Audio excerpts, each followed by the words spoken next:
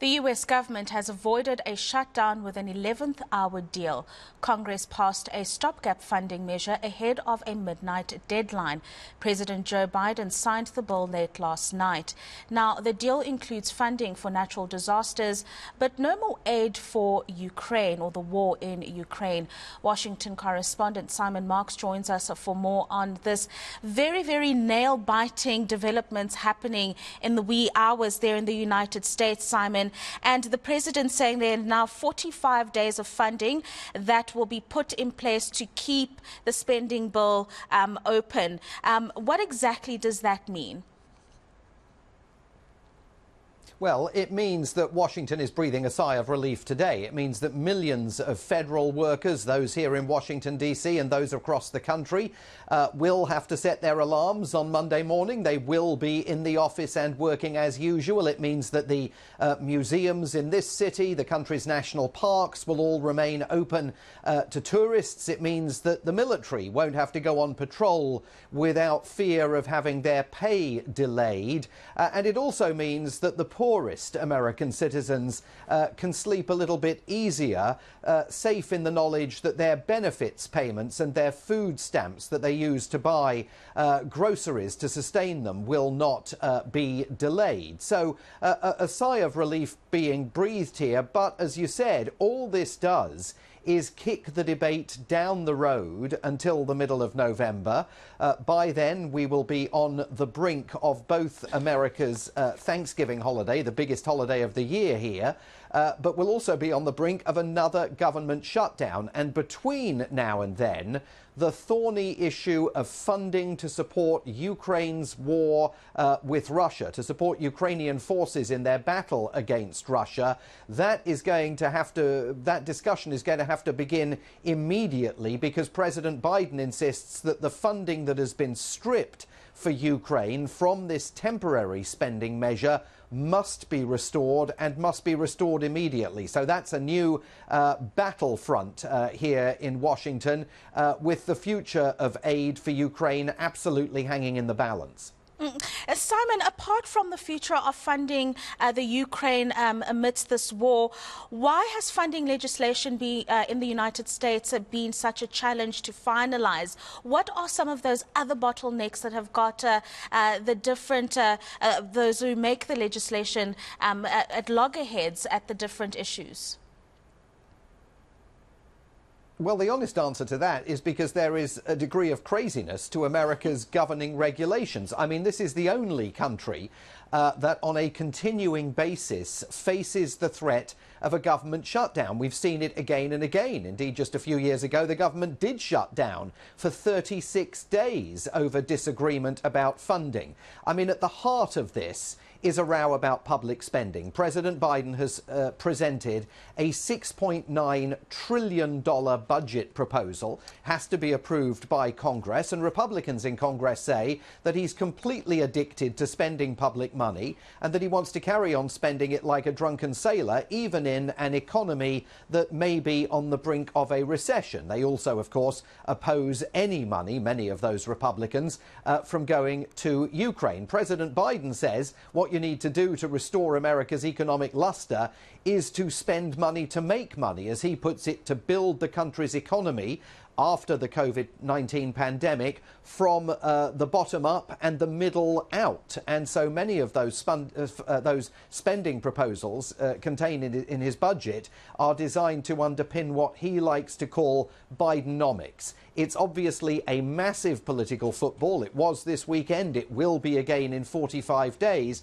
And the Republicans in Congress, remember, in the House of Representatives, they've only got a 4-vote majority, and they are deeply divided between the far-right Trump-backed Republicans that really want to upend the apple cart and, if necessary, close the government down, and more moderates who say, well, hang on a second, we ought to actually be doing everything we can to keep the government open. There is, by the way, now going to be a leadership challenge to the Speaker of the House of Representatives, Kevin McCarthy, because many of the Trump-backed far right in the House of Representatives accuse him of treachery for having struck a deal late on Saturday with Democrats to keep the government running. It's going to be an interesting, on that point, Simon, an interesting balancing act, because you've got Bidenomics where you need to spend money to make money, but at the same time, the US's debt ceiling continues to increase to a point where it's almost bigger than the country's GDP, if it hasn't already surpassed that. So that balancing act is going to be quite important, and I suppose many watching on would say that pushback against Bidenomics is rather important if we're going to look at a long-term sustainable United States with sustainable debt, if you will.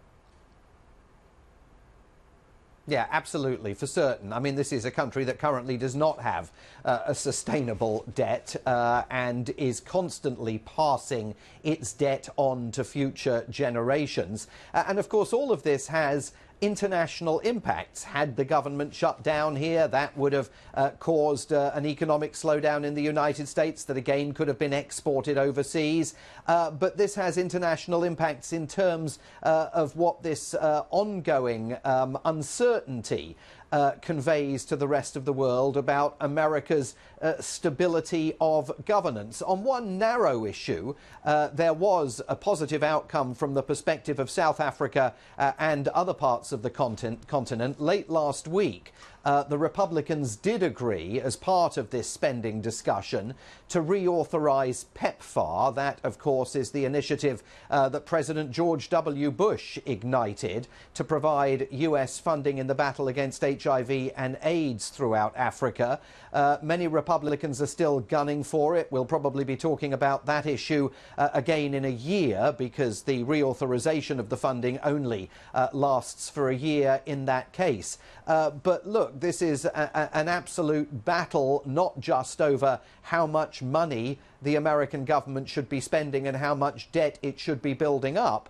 You can't divorce this from the electoral timetable here. We are just over a year away from a presidential election and, of course, from a third of the Senate and the entire House of Representatives being up for grabs. So everyone in this conversation, President Biden, leaders in Congress, members of individual parties that are facing re-election in the Senate and the House of Representatives, everyone involved in this conversation has got their eye on that timetable and worries for their own political skins about the outcome of the elections.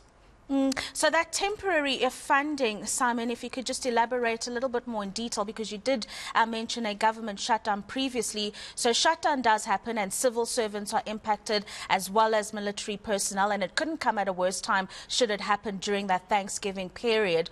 How long would it then take for the necessary agreements to be reached and for funding to start flowing through the world's biggest economy once again? I'm looking for a piece of string, because the honest answer to the question is, how long is a piece of string? I mean, we simply don't know.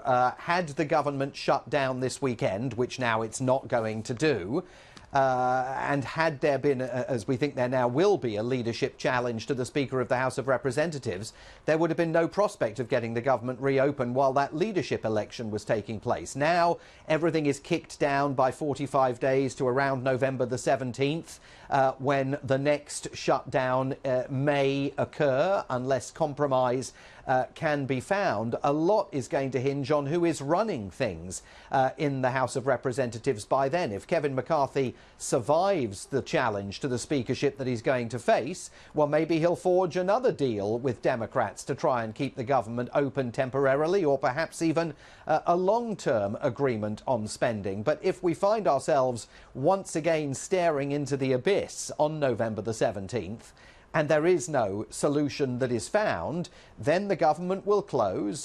Millions of federal workers will be told they have to stay at home, and they will be furloughed. They won't lose pay, they just won't be paid until the government comes back.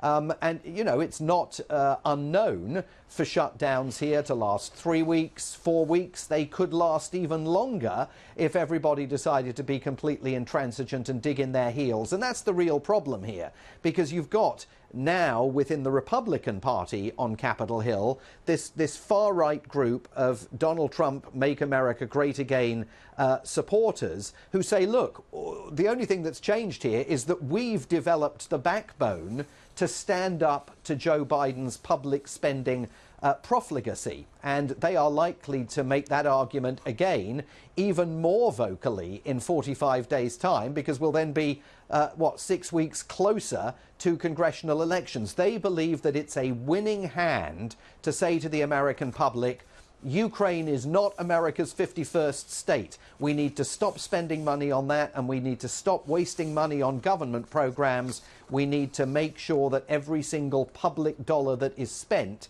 is being spent for the public good. They think that's going to help them when those elections come around next November. I suppose we'll see, won't we, Simon? Thank you very much for that update. That is eNCA's Washington correspondent Simon Marks joining us to speak about the world's biggest economy narrowly avoiding a shutdown of a government there after a temporary financing deal was signed at the 11th hour by President Biden. And you've just heard there, the big issue here is the financing of the war in Ukraine, saying that finances should rather be directed to the United States first. And that, of course, is one contention amongst others there.